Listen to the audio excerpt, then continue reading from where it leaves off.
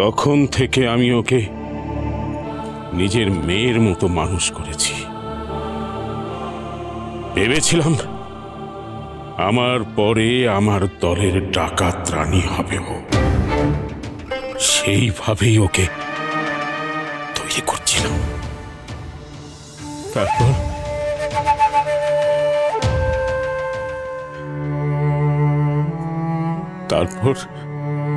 তোমার সাথে দেখা হলো ঠাকুর। এ তুই কি বলছিস রে শম্ভু? লক্ষ্মী মায়ের বিয়ে হয়েছিল? বিয়ের পর লক্ষ্মীর নৌকা ডুবি হয়েছিল?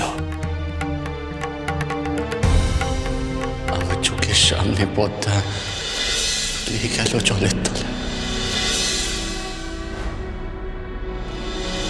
তুই ঠিক জানিস বাবা যে ওর বিয়ে হয়নি? কিন্তু পরনের শাড়ি, শাখা, সিঁদুর এসব দেখে আমি বুঝতে পেরেছিলাম যে ওর বিয়ে হয়ে গেছে। তাহলে কি এই দুটো ঘটনার মধ্যে কোনো যোগসূত্র আছে? নিশ্চয়ই আছে।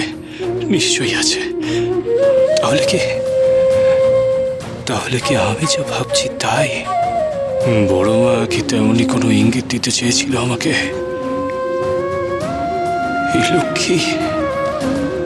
এই লক্ষ্মী কি তবে নৌকোডুবিতে বীরেন্দ্রনাথের হারিয়ে যাওয়া বউ?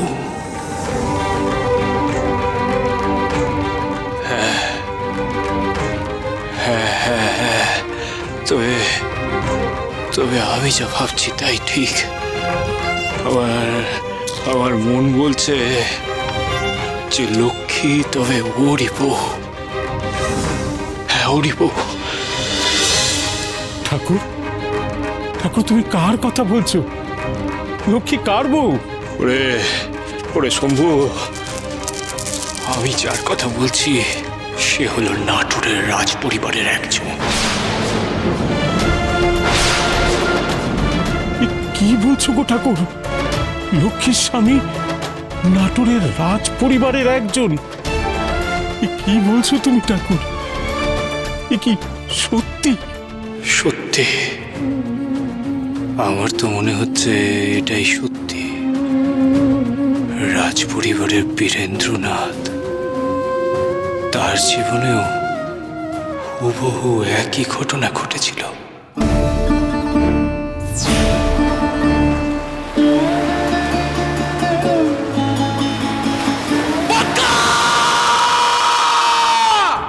আমি তোমাদের বলেছিলাম বৌঠান,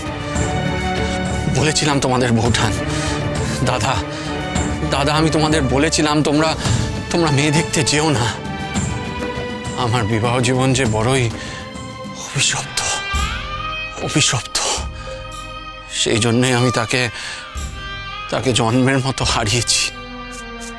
আর এখন নতুন করে অন্য কাউকে বিবাহ করে ঘর সংসার করার ইচ্ছে আমার নেই। আমি তোমাদের সকলের কাছে হাত জোর করছি, তোমরা দয়া করে আমার জন্য মেয়ে দেখতে যেও না।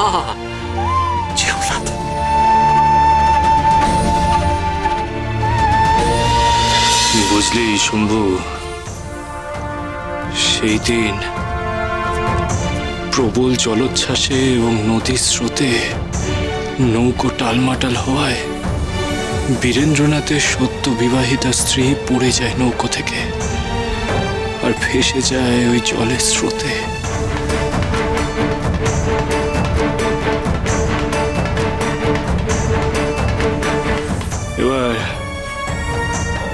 এবার বীরেন্দ্রনাথ ভাবছে যে তার স্ত্রী মৃত,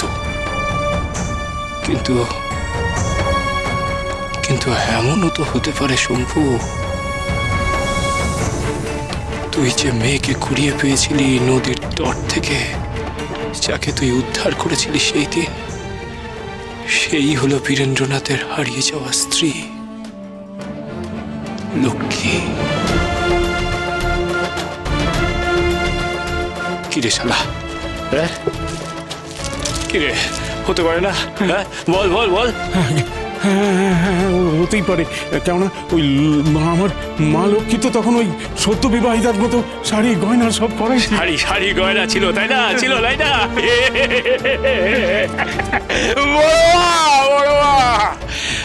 আমি বড়মার কৃপারে শম্ভু, হতেই পারে সে বড়মা সেদিন লক্ষ্মীকে উদ্ধার করে এবং নদীর তটে ফিরিয়ে দেয়, যাতে ফের তার স্বামীর সাথে মিলন হয় তার। কিন্তু ঠাকুর, আমার যে কিছুই মনে নেই, আমার কিচ্ছু মনে পড়ছে না।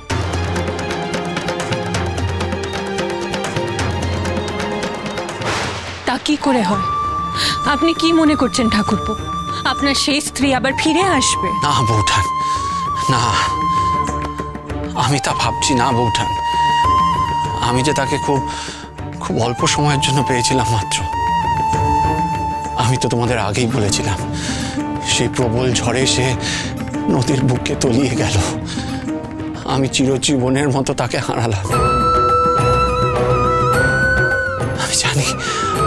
আমি জানি সে আর কোনোদিনও আমার জীবনে ফিরে আসবে না, আসবে না আমার জীবনে ফিরে।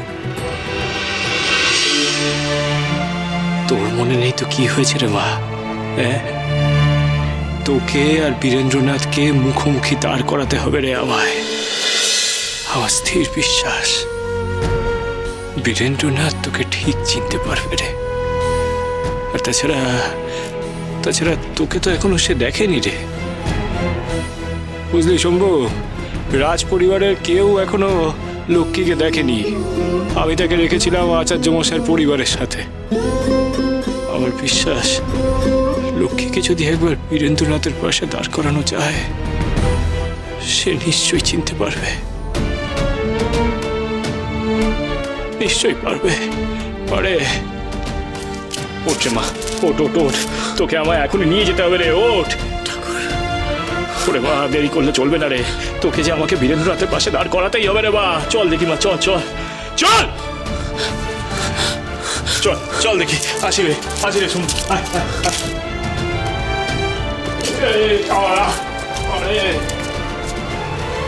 তাই যেন হয় ঠাকুর।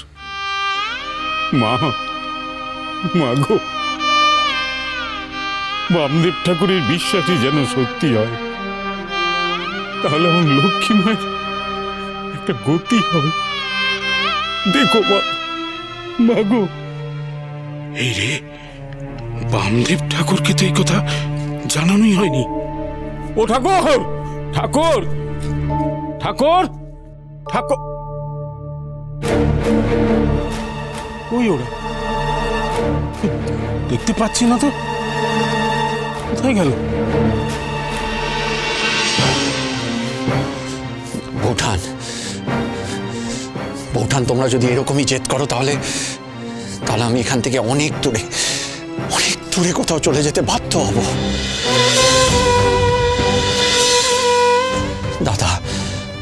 দাদা যে চলে যায় সে আর ফিরে আসে না ফিরে। বীরেন্দ্রনাথ, नमामि शमीशान निर्वाण रूपं विभुं व्यापकं ब्रह्म वेद। তুমি ভাবছো যে সে আর ফিরে আসবে না, কিন্তু যদি সে ফিরে আসে,